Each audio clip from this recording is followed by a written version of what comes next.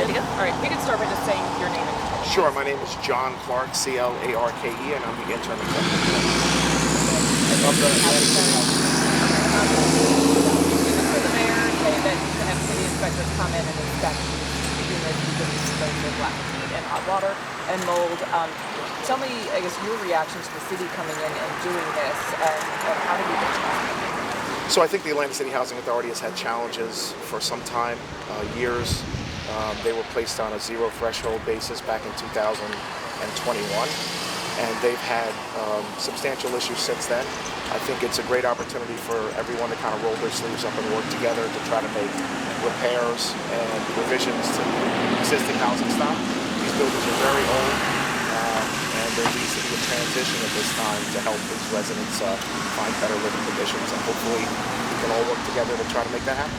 I think there's concerns that once the inspections are done and the work orders are handed over, saying these are the things that need to be fixed, that the housing authority won't be able to fix them. Are you confident that the housing authority will be able to fix them? So I think HUD has really stepped up to the table with the housing authority. I think they're working hand in hand with the authority to try to give them the resources and give them access to the resources to make the repairs needed. But these problems are not new to this authority. This authority has had challenges, for a substantial period of time, and I can only hope that HUD will continue to allow those resources to be used here by the housing authority to make the repairs needed. I mean, I think that the residents in there would push back on that, saying, look, the HUD and housing authority are working hand in hand. Why are we even in this position with multiple families displaced? Yeah. Not in their homes? Again, I think you can repair boilers and hot water heaters. The challenges at this development are much deeper. There are issues that are underground. They're in the walls and in other areas of the authority that service a lot of these lines and utilities that service these buildings. Stanley's over 80 years old. It's had challenges, and it's going to continue to have challenges even after a lot of those items are repaired. Are you confident that HUD will grant you the resources and the money? I hope so. Yeah, I hope so. I think HUD, under the new director that's there, we've been in contact with them. They've made it very clear they're willing to roll their sleeves up and work with the authority. I think the board has actually supported, the resources to be used. But it's just a question now, coming out of COVID and coming out of a lot of the items that were foregone during that period of time. I think the authority is going to, have to do what they have to do to make, these units, more livable. Can you explain why the authority was taken over by HUD, or that zero threshold was enacted? That's not, again, I came on at the end of October, at the end of August, beginning of September, so they were actually designated back in July of 2021. So I think that's more of a question for HUD. I believe they had some challenges back then, similar to these, that existed since then. So when I came on, there were existing challenges, and they remain now. Heat and hot water being primary. A lot of the boilers and pumps weren't even repaired. They were in need of revisions and repairs, and they hadn't been done. So now that those have been fixed and are ongoing, it's time to get into the units and see what's going on in those units and see if we can get those repaired as well. But I think that's a question that HUD can answer better than I can. How expensive is it to make the repairs that are necessary for the heat and hot water to be reliable again? So the boilers are actually expensive. They range. They're very, very large systems. To make necessary repairs to a boiler can be $500,000 in some cases, and these boilers needed a lot of repairs. So a lot of the actual annual repairs that could have been done or should have been done were not done in the past. So now we're dealing with that. We're going to make sure that they're done correctly now, at least while I'm here as a part-time interim. And when they're repaired, they will work and operate at a higher level of efficiency. But that's not going to stop all of the challenges. They continue to have underground leaks, continue to have problems with service lines, with sewer and storm lines, and those types of things, just because of the age of the property. And those challenges are probably going to continue as long as this property is occupied. I know there's a plan for the Choice Neighborhood to make this property part of the transition to a Choice Neighborhood grant, which is a part of a HUD program. So we're working toward that goal of helping residents find, alternate housing as they move forward with that. How much money have you spent so far just on the boilers and heat and hot water? I'd have to get you a number, but if I had to guess, I would say about $100,000 to $200,000 in that range. Just this fall? Correct. Yeah, just this fall on the initial repairs. How many boilers service this building? There's 3 what they call big blue boilers. They're large blue boilers that service 3 villages here, and also heat the hot water components. And there's 4 hot water pumps. And ideally, do those all need to be replaced? They were operating on 2 in the past years, but we're going to get all 3 up and running this year and make the repairs necessary to those. I've heard you've hired a firm to deal with the mold remediation. Is that true? Yeah, Liberty is they're a renovation and firm that do mold remediation. They're going into units now. That's why I think getting into these units and really seeing the status of them and the condition of them is an important thing. During COVID, a lot of the units weren't even entered.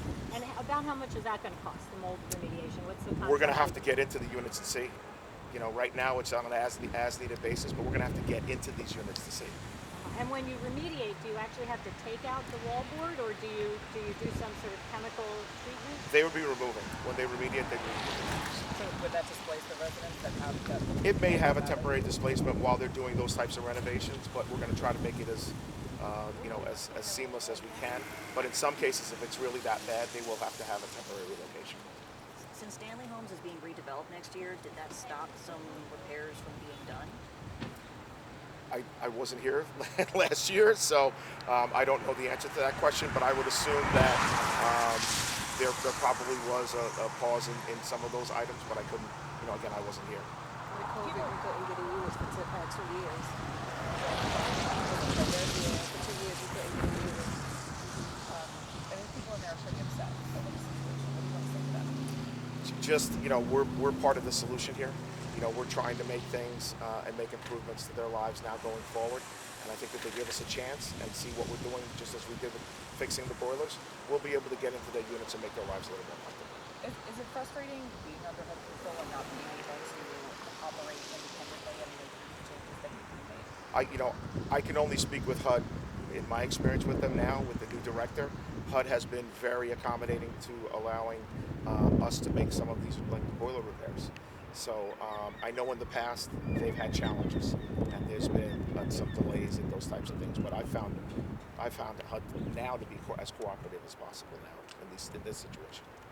What's your response to the lawsuit that was filed against Atlantic City Housing Authority? Response to the heat and hot water pumps? Right. Yeah, there were challenges in servicing. I believe we came to some agreements with them on dislocating some residents temporarily while those repairs were made, and they've now been made. And we're happy that we were able to get them turned around and get the residents back into those units. Please, I don't have no heat, no nothing. I'm about to come right over there for real. I'm so pissed. Anything else you'd like to say? No, just continue to allow us to make the repairs, and we'll continue to move forward with HUD and with the city. I look forward to working with the city. I think the mayor's got a good plan in place, and I think we're all willing to work together to move forward. Just one final question. In light of all this, why didn't the board meet for 3 months in a row? What took so long to get that board meeting together? That's a question for the chair. We met in October. Yeah, it was September and October. We didn't have a meeting. We had a meeting in November. I just got to go inside. I'm sorry. Right, You're it was like having 3 one months after Thursday, the right? last one. Yes, Yes, and we have yeah. one this Thursday. And the other question I wanted to ask was, will you advocate for refunding folks their November rent, like Councilman I've Chabot actually, has asked? yeah, I've actually already made that recommendation to the board, and I'm sure that they'll make that consideration as a rental rebate for the issues. So are you temporarily in charge of? Yes, I'm the temporary director. Yeah, you really need to come yourself. 'Cause I've never seen you. I came on board, so I'm John, by the way. Nice to meet you. Nice to meet you. What's your name? Lamar. I'm the son of John Brooks from the drug recovery. Okay. And if you don't get hands-on with the people, Right. nobody's going to believe you. That's just basically what it is. From apartment to apartment, that's what you're going to have to do. You can't, like, this whole in front of the media thing. All right. Where you from? Langford. This is,